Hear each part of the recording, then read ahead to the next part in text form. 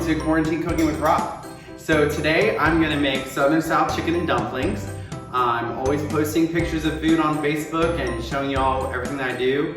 So I thought today we could make some food together. So we're gonna make this recipe. It's real easy, real simple, easy ingredients, and something that I think anybody can do. Food for me is kind of therapy. I like to dive into the ingredients and just kind of make some food for other people, and it gives me joy, it makes me happy. So before we get started, let's wash our hands. Now is more important than ever to wash your hands for at least 20 seconds. So that takes a little while. Some nice hot water. 20 seconds seems like a long time, so we'll get going with this. And before we get started, this recipe was kind of inspired from my mom. She made chicken and dumplings growing up, and I love them. And so I kind of added some things to it to make it my own. And so I'm gonna take you through that, and we're gonna make this. As you know, washing your hands is super important right now.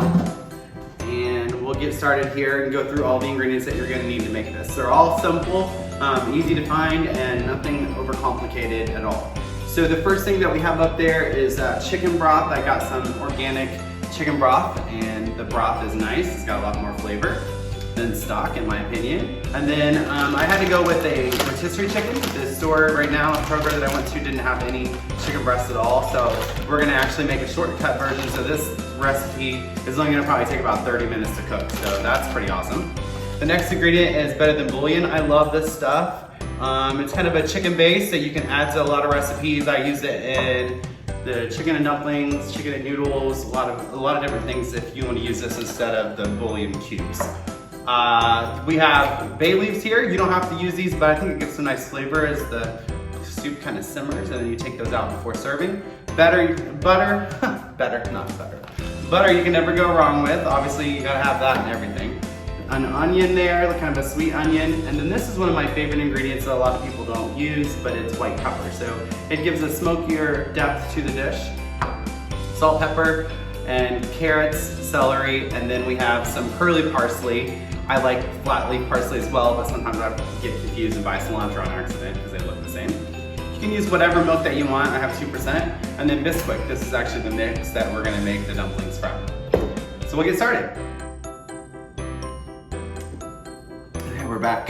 So we're gonna go through chopping up all these vegetables. So I'm gonna start with 3 stalks of celery. That's all I'm gonna use. And then I went ahead and peeled the carrots, so that way you didn't have to watch me do that. It's pretty boring. Fun little trick that I like to use is I like to keep this bag that the produce comes in on the counter as I cook, and I can put all my scraps in here and keep all the trash organized, so that way I'm not continuing to run over to the trash can, which is way over there. Nobody has time for that. So we're gonna cut up the celery. Like I said, that's 3 stalks. And then we're gonna do 2 carrots. And there's no right way to cut these up. I mean, as long as you get them into smaller pieces, you can kind of do it however you wanna do it. So I'm just gonna cut this in half. And then I'm probably gonna cut it in half again, just to get some smaller pieces in there. Because this kind of eats like a chicken and dumpling soup, so it's a little more soupy. So we'll cut up all these carrots. This is my favorite knife. I use it for everything. It's called a tomato knife by, who makes this? Victorinox. And it's about the only knife that I use. I love it. All right, so we have our celery and carrots. You can see here they're chopped up into smaller pieces. There's no right way to do this, wrong way to do this. Just make them as small as possible. And then we're gonna go ahead and chop up an onion.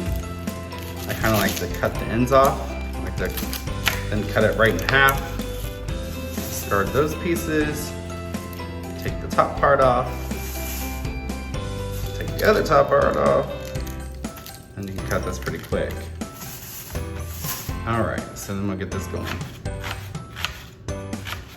All right, so we're gonna cut some parsley here. I'm just kind of ripping the top off here to get the stems removed, and then I'm gonna scrunch it down and try to cut it up into as little bit of pieces as possible, and kind of see that it's gonna nicely cut there.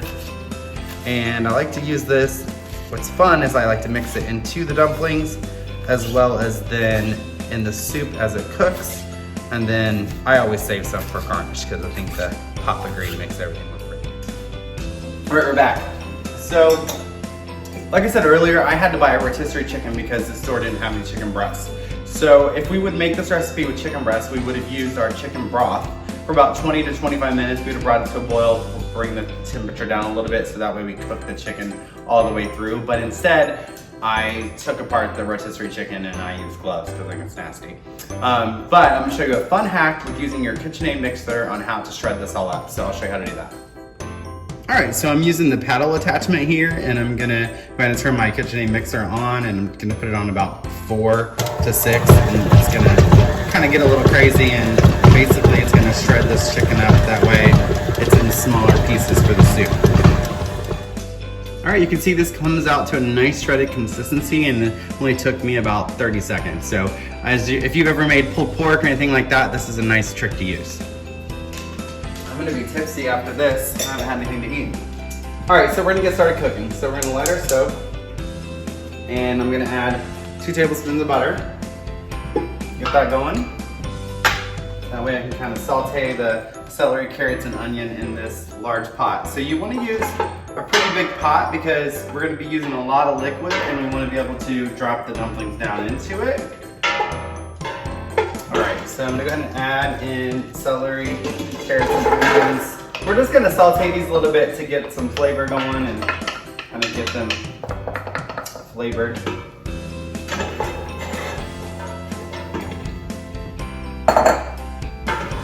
It only takes about 5 minutes to loosen these up.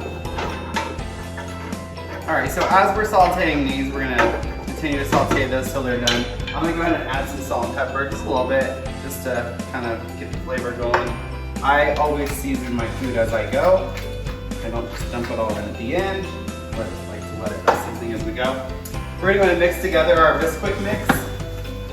So all I do is follow the biscuit recipe on the back of the box here. It says 2 1/4 cups of Bisquik mix with 2/3 cup of milk. So I'm gonna add that in there.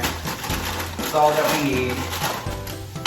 I'm gonna sprinkle a little bit of salt and pepper, a little bit of white pepper right now, just so that the flavor is inside of these dumplings. Just a little bit. And then another trick that I like to do is I like to throw a little bit of the cut parsley in there as well, just to give it some flavor.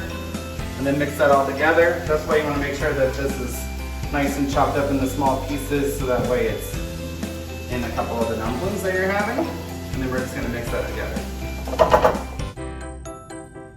All right, we're back. So I went ahead and finished sauteing these vegetables. They look really nice and the onions are a little bit translucent. I turned down the heat. I did add a little bit more milk to this mixture because it wasn't looking doughy enough, so I poured just a little bit in there because you want to kind of have that consistency when we get there.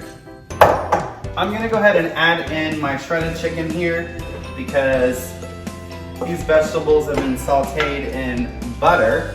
So I think adding the chicken in there will taste really good. So we're gonna go ahead and saute that for just a minute or so. Turn the heat up a little bit. And then we're gonna start adding in our chicken broth. Okay, so I shake this up and then I'm gonna add both of these in there. So this is 2 32-ounce containers and I use a lot of it because I like this to be more like a chicken and dumpling soup. That's one. We're gonna add one more. And then we're gonna add in a little bit of parsley and we're gonna add some of the bedded in bouillon. And we're gonna bring this to a boil. So you can go ahead and turn up your heat as you're doing this, pouring it in there. All right, so that's full. I'm gonna add 2 tablespoons of the bedded in bouillon because I think it gives it really good flavor. So we're gonna use 2 of those. I kind of just stir it into the mixture. It dissolves naturally, so put 1 in there, and then we're gonna do 1 more. Give it a nice flavor. And then I find that everybody has different salt and pepper levels that they like, so I'm gonna go ahead and add in just some sprinkles of salt and pepper, kind of what I like. but you can add as much or as little as you want. Keeping in mind that the chicken broth does have a lot of sodium. And then this white pepper, like I said, it's my favorite. I'm just gonna go ahead and sprinkle the top a little bit on there. And we're gonna wait for this to boil. And while we do that, I'm gonna go ahead and add in a couple handfuls of parsley. And give it a nice stir so it comes to a boil. And then we'll do the fun part, which is dropping in the dough. All right, so the broth, the chicken, and the vegetables are all coming to a boil. So next what we're gonna do is we're gonna actually drop the dumplings. I like to use this ice cream scoop to make my life easier. So instead of using a spoon, I use this for nice consistent pieces. So we're gonna be dropping those in there next. All right, so our broth here is at a nice boil. So we're gonna go ahead and start adding in the dumplings. You can kind of see here how much I'm dropping. We're just gonna drop those from the top. Easy breezy. So start dropping them into the broth. And you probably won't see them for a while, but just try to space them apart. If it drops in and gets out of shape, that's all right. There's no perfect way of doing this. They will shape up. So we're just gonna continue dropping them in until we have no mixture left. All right, so I just added the 3 bay leaves in there. I'm gonna let them simmer while these dumplings cook uncovered for 10 minutes, and then we're gonna cook them 10 minutes covered. I'm gonna go ahead and turn down the heat till kind of a medium simmer there. All right, so those bay leaves weren't really submerged, so I'm gonna get them down into that broth there. All right, so we've been simmering here for 10 minutes. You can see those dumplings are puffing up real nice, so we're gonna go ahead and cover them up for the last 10 minutes. So they steam and get all the way cooked. All right, so we've let these dumplings steam for about 10 minutes, and you can kind of see here that they are beautiful and done.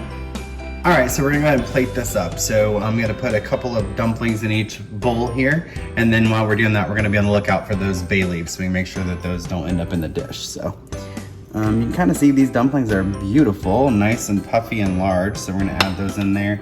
And then what I do is I kind of go down a little lower and get the chicken mixture and the vegetables out of there. You can see how nice that looks. And we'll add one more big fluffy dumpling. We're gonna garnish with a little bit of the fresh parsley on the top, just for some color and some garnish. All right, dinner's ready. Let's do it.